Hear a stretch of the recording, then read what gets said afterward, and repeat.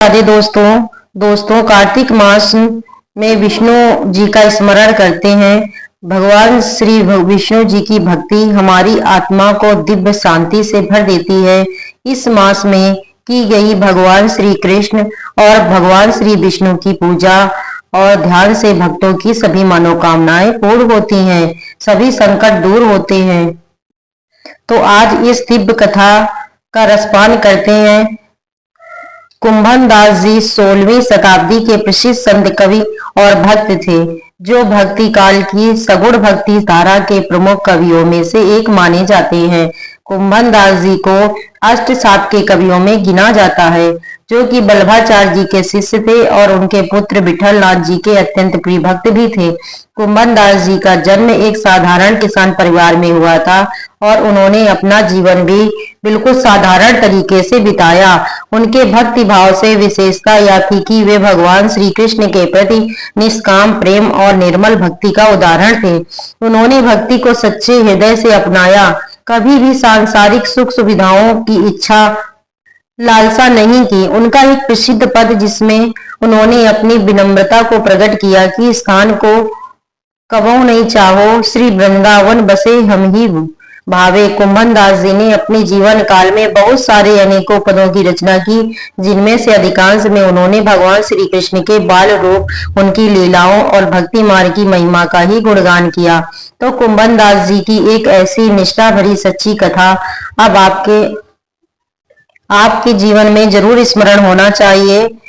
कुंभन दास जी जो गोवर्धन की तलहटी में रहते थे, एक बार की बात है कि भक्त कुंभन दास जी भगवान श्रीनाथ जी के पास गए और जाकर देखा कि श्रीनाथ जी तो अपना मुंह लटकाए बैठे हैं। उन्हें इस तरह उदास मुंह लटकाए बैठा देखकर कुंभन दास जी बोले, प्रभु क्या हुआ, मुंह फुलाए काहे बैठे हो?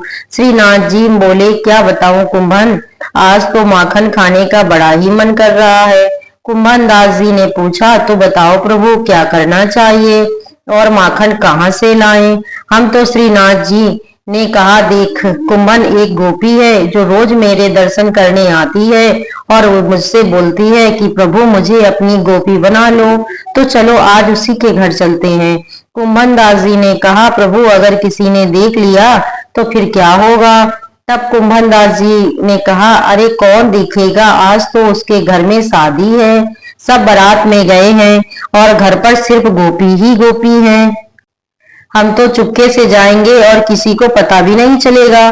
तब कुंभन दास जी ने कहा, ठीक प्रभु, मैं बूढ़ा और तुम हट करते हो, कोई बात हो गई तो छोड़ के मत भाग आइयो। श्रीनाथ जी बोले, ठीक है, पक्की बात, साथ साथ भागेंगे। अगर कोई गोपी आ गई तो नहीं आई तो माखन खा के चुपचाप भागेंगे। तब तो श्रीनाथ जी और कुंभन दास जी दोनों गोपी के घर में जाने के लिए निकले और चुपके से घर के बगल में एक छोटी सी दीवार से होकर जाने की उन्होंने योजना बना ली। अब श्रीनाथ जी को बिल्कुल छोटे से बालक हैं। कुंभन दास जी से कहने लगे, कुंभन तुम लंबे हो, पहले तुम दीवार पर चढ़ो। कुंभन दास जी तो उनकी हर आज्ञा का पालन करते थे। बड़ी खुशी से बोले, ठीक है प्रभु, मेरे कंधों पर चढ़ जाओ। देखते ही देखते कुंभन दास जी ने प्रभु को अपने कंधों पर चढ़ा दिया और अब वे दोनों गोपी के घर घुसकर माखन खाने लगे। प्रभु माखन खा रहे थे, कुंभन दास जी को भी खिला रहे थे। कुंभन दास जी की मुच्छों में और मुंह पर माखन लग गया। तभी अचानक श्रीनाथ जी की एक बूढ़ी माई एक खाट पर सोती हुई नजर आई, जिनकी आंखें सोने के कारण अंधी खुली और आधी बंद थी और उनका सीधा हाथ बगल की तरफ लंबा हो रहा था। यह देखकर प्रभु श्रीनाथ जी ने कहा, कुंभन देख तो सही, यह बुढ़िया मैया कैसे भीग रही है और लंबा हाथ करके हमसे माखन मांग रही है। एक काम करते, थोड़ा सा माखन इन्हें भी दे देते हैं। सुनते ही कुंभन दास जी तो हाथ जोड़कर खड़े हो गए, कहने लगे, ना प्रभु, अरे मरवाओगे क्या? यह बुढ़िया मैया जग गई ना तो लेने के देने पड़ जाएंगे। श्रीनाथ जी तो गए और उन्होंने उन सोती हुई बुढ़िया मैया के हाथ पर मक्खन रख दिया। मक्खन ठंडा ठंडा लगा, बुढ़िया मैया की आंख खुल गई और वो उन्हें देखकर जोर जोर से चिल्लाने लगी, चोर चोर चोर, अरे कोई आओ, आज घर में चोर घुस आया। बूढ़ी माई की आवाज सुनकर घर में जो जो स्त्रियां थी वह भागी चली आई। इधर श्रीनाथ जी भी भागे और उस दीवार को कूदकर भाग गए जिस पर वह चढ़कर घर के अंदर आए थे। उनके पीछे पीछे कुंभन दास जी भी भागे, दीवार पर चढ़ने लगे, लेकिन बूढ़े होने के कारण दीवार पर नहीं चढ़ पाए। आधे चढ़े ही थे कि एक गोपी ने उनकी टांग पकड़कर खींच लिया और क्या हुआ कि अंधेरा होने के कारण उनकी पिटाई भी कर दी। अब जब उजाला किया और उनके सामने दीप जलाकर रखा तो देखा कि सामने तो कुम्भनदास जी हैं। देखकर गोपियां तो अचंभित हो रह गईं, क्योंकि कुम्भनदास जी को तो सबको ही जानता था कि यह तो बड़े सिद्ध बाबा हैं। तो गोपियां बोली, बाबा तुम आज रात घर में घुसकर क्या कर रहे थे? और क्या बाबा आपके तो मुंह पर माखन भी लगा हुआ है, क्या माखन खाने की इच्छा थी? अरे बाबा, अगर माखन खाने की इच्छा थी तो आप कह तो देते, हम तो आपके पास ही माखन की मटकी भिजवा देते। भला इतना का कष्ट करने की क्या जरूरत थी? इस बुढ़ापे में दीवार फाड़ना नहीं जरूरत थी। बाबा चुपचाप खड़े थे, बोलते भी तो क्या बोलते। तब गोपी बोली, अच्छा बाबा, सारी बात तो समझ में आ गई, लेकिन एक शंका है कि तुम अकेले तो नहीं आए होंगे, क्योंकि अकेले तो तुम इस दीवार को पार नहीं कर सकते। कुंभन दास जी ने सोचा, जिसके लिए मैंने इतनी सारी मेहनत करी वह तो मुझे इस विपत्ति में अकेला छोड़ खुद भाग गए। खुद ने तो पेट भरकर माखन खाया और अब पिटाई भी मुझ अकेले की पड़ी। तब कुंभन दास जी बोले, अरे गोपी, क्या बताओ, श्रीनाथ जी के मन में मेरे तेरे घर को माखन खाने का मन कर आ गया। और बेटा, तुम कहा करती थी ना कि प्रभु मोहे गोपी बना लो, सो आज या तुम्हें गोपी बनावे आ गए। और जब देखो क्या हुआ, आप तो भाग गए, मोहे पिटवा दियो। सुनकर गोपी तो बड़ी प्रसन्न हुई कि आज तो मेरे भाग जाग गए। तो ऐसी बड़ी विचित्र लीलाएं करते श्रीनाथ जी। प्रेम से बोलिए, श्री वल्लभ गोपाल की जय। जय श्री गोवर्धन नाथ जी की जय, कुंभन दास जी की जय। अब कार्तिक महात्मा। किस प्रकार गर्ग मुनि ने पिशाच योनि में पड़े हुए राक्षसों को तुलसी जी के जल से स्पर्श कराकर उन्हें प्रेत योनि से मुक्ति दिलाई थी। यहाँ तक की कथा सुनने के बाद अब ऋषियों ने श्री सूत जी से कहा, हे सूत जी महाराज, अब कार्तिक शुक्ल अष्टमी, जिसे गोपाष्टमी भी कहते हैं, उनका भी महात्म्य सुनाने की कृपा कीजिए। तब श्री सूत जी बोले, हे ऋषियों, बाल्यावस्था में भगवान श्री कृष्ण ने कार्तिक शुक्ल अष्टमी तिथि से ही गायों को चराने के लिए जंगल में ले जाना प्रारंभ किया था। इसीलिए यह अष्टमी गोपाष्टमी कहलाती है। सभी मनोकामनाओं की पूर्ति करने के लिए इस दिन गायों का पूजन करके गाय की परिक्रमा करें और फिर गायों के पीछे कुछ दूर तक जरूर जाएं। इस दिन भगवान कृष्ण की परम प्रिया श्री राधा जी के नाम से विख्यात राधा कुंड में स्नान करके जो भी व्यक्ति भगवान कृष्ण का पूजन करता है उसके सभी पाप तुरंत ही नष्ट हो जाते हैं। गोपाष्टमी के दिन की महिमा का वर्णन करते हुए सूत जी ने आगे कहा, ऋषियों, इस दिन सायं काल गोधूली वेला के समय गायों के पीछे पीछे चलने से अनेकों जन्मों के पाप जड़ सहित नष्ट हो जाते हैं। इस दिन का दान करने से असंख्य गायों के दान का फल प्राप्त होता है और गाय की सेवा करने से परम पद की प्राप्ति होती है। अगर संयोग बस इस दिन सायं काल के समय श्रवण नक्षत्र हो तो वह जयंती योग हो जाता है और जयंती योग युक्त गोपाष्टमी को स्नान दान आदि करने से मनुष्य निश्चय ही मोक्ष को प्राप्त कर लेता है। इसमें तनिक भी संदेह नहीं। महाराज पृथु देवर्षि नारद से विनय पूर्वक कहने लगे, हे भगवान, आप तो सभी वेदों, शास्त्रों और पुराणों के ज्ञाता हैं, सो अब कृपा करके यह भी बताइए कि किस देवता की कितनी कितनी परिक्रमा करनी चाहिए और उनका क्या क्या फल प्राप्त होता है। राजा पृथु का यह प्रश्न सुनकर देवर्षि नारद कहने लगे, नारायण, हे राजन, देवी की एक और सूर्य की और अग्नि की 7, गणेश जी की 3, शिव जी की आधी, पत्रों की 3 और 4 भगवान विष्णु की परिक्रमा लगानी चाहिए। इस संबंध में एक इतिहास सुनाती हूँ, ध्यान पूर्वक सुनो।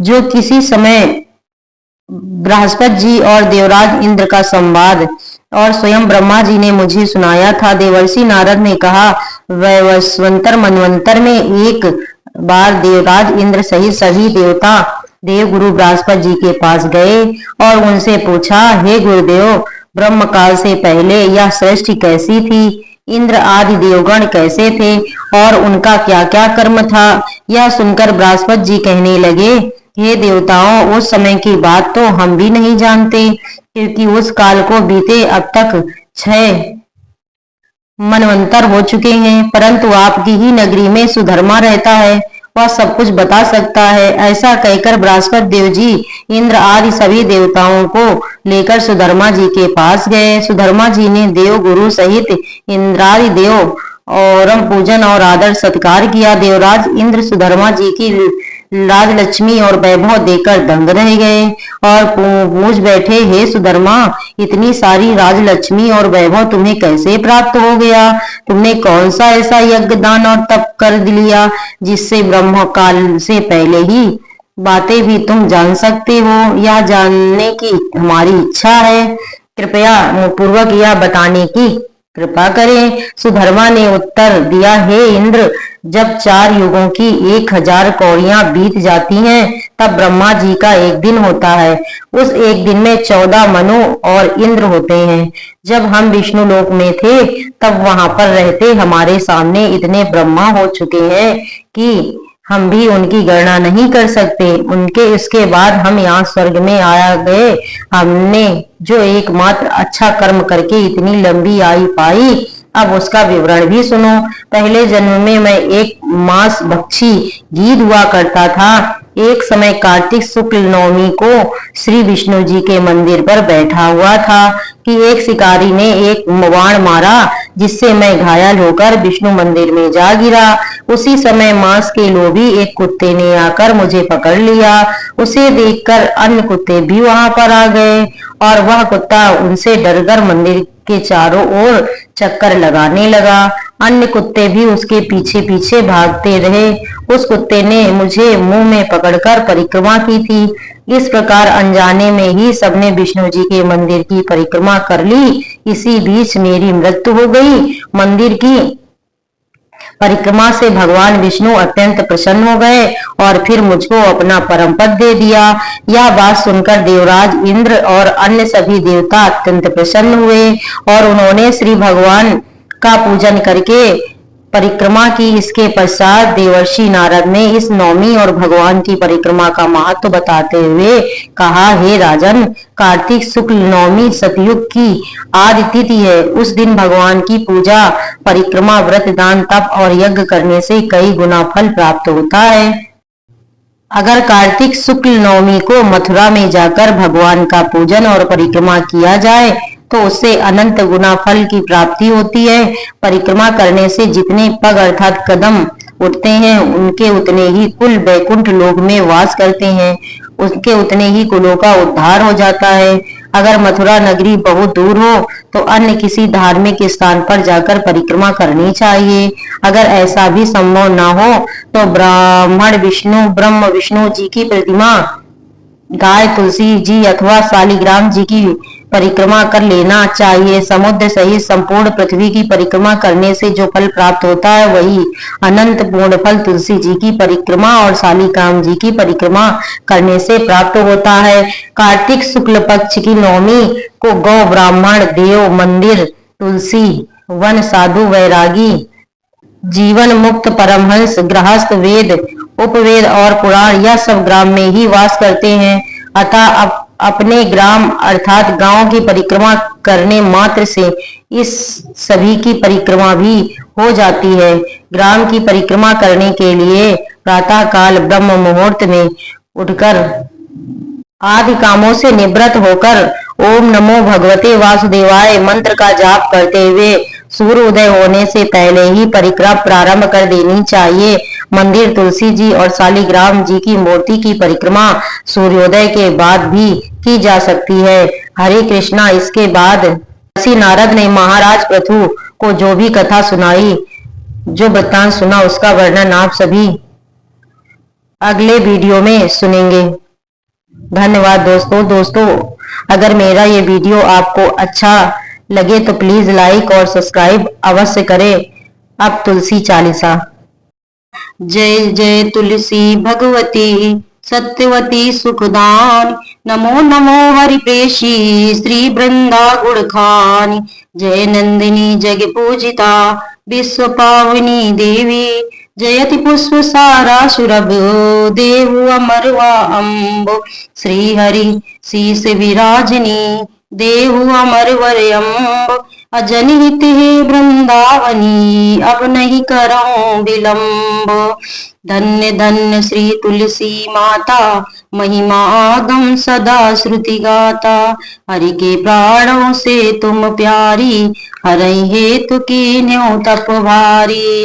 तब प्रसन्न है दर्शन दीनो तब कर जोरी विनय अस कीनो। हे भगवंत कंत मम हो दीन जानी जनि छाड़हु छोहु। सुन लक्ष्मी तुलसी की वाणी दीन्यो श्राप क्रोध पर आनी। अस अयोग बर मांगन हारी हो तुम जड़ तनुधारी। सुन तुलसी श्राप्यो तेहि ठामा करहु वास तुहु नीचन धामा। दियो बचन हरि तब तत्काला सुनो सुमिक जन हो बिहाला। समय पाई वह रोपति तोरा पूजहु आस बचन सत्य मोरा।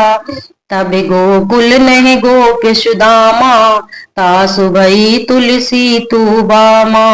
कृष्ण रास लीला के माही राधे सख्यो प्रेम लखी नाही। दियो श्राप तुलसहि तत्काला नरलोक कहीं तुम जन्म वाला। भयो गोप वह दानव राजा संके चूड़ नामक सिर ताजा। तुलसी भैता सुखी नारी परम सती गुण रूप अगारी। असदय कल्प गीत जब गयहु कल्पत त्रिजन्म तब भयहु। वृंदा नाम भयो तुलसी को असुर जलंधर नाम पति को। करयति द्वंद्व अतुल बल धामा लीना शंकर से संग्रामा। जब नित सैन्य सहित सिउहारे हरहि न तब हरहि पुकारे। पतिव्रता वृंदा थी नारी को न सके पतहि गंहारी। तब जलंधर भेष बनाई वृंदाडिक हरि पहुँचो जाई। सिउहित लही करी कपट प्रसंगा कियो सतित्व धर्म तेहि भंगा। भयो जलंधर कर संघारा सुनि वृंदा उर शोक अपारा। ते छड़ा दियो कपट हरि टारी लखि वृंदा दुख गिरा उचारी। जलंधर जस हत्यो अभीता सोई रावण वै हरहि सीता। अस प्रस्तर सम हृदय तुम्हारा धर्म खडिग मम पतहि सहा। यही कारण लही श्राप हमारा होवे तनु पाषाण तुम्हारा। सुनि हरि तुरतहि बचन उचारे दियो श्राप तुम बिना विचारे। लख्यो ना निज कर तूत पति को छलन चयो जब पार्वती को। जड़मति तू वस को जड़ रूपा जग में तुलसी बिटप अनूपा। धरो रूप हम साली ग्रामा नंदीगढ़ की बीच ललामा। जो तुलसी दल हम ही चढ़ाई सब सुख भोगी परम पद पाही। बिन तुलसी हरि जलत शरीरा अतिशय उठत शीस उर पीरा। जो तुलसी दल हर सिर धारत जो सहस्त्र घट अमृत डारत। तुलसी हरि मन रंजनिहारी रोग दोष सुख भंजनिहारी। प्रेम सहित हरि भजन निरंतर तुलसी राधा में नहीं अंतर। व्यंजन हो 56 पनहु प्रकारा, बिन तुलसी दल हरहि प्यारा। सकल तीर्थ तुलसी तरु छाई, लहत मुक्ति जन संशय नाही। कवि सुंदर इक हरि गुण गावत, तुलसहि निकट साहस गुण पावत। बसत निकट दुर्वासा धामा, जो प्रयाग ते पूर्व ललामा। पाठ करहि जो नित नर नारी, होय सुखी भासहि त्रिपुरारी। तुलसी चालीसा पढ़ई, तुलसी तरु ग्रह धार। दीप दानी कर पुत्र फल, पापै बंध्यो घार। सकल दुख दरिद्र हरि हार, वह परम प्रसन्न। अतिशय धन जन लेहि गए, बसहि पूर्णा अन्न। लही अभिमत फल जगत महा, लय पूर्ण सब काम। अजय दल अर्पई तुलसी, तह साहस बसई हरिधाम। तुलसी महिमा नाम लखो, तुलसी सुत सुख राम। अमानस चालीसा रच्यो जग, महा तुलसी दास। बोलिए तुलसी माता की जय।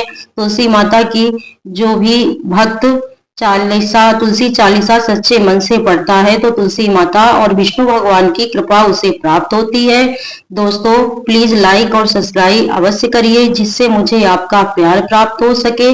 और दोस्तों आपके सपोर्ट की मुझे बहुत ही आवश्यकता है। धन्यवाद दोस्तों।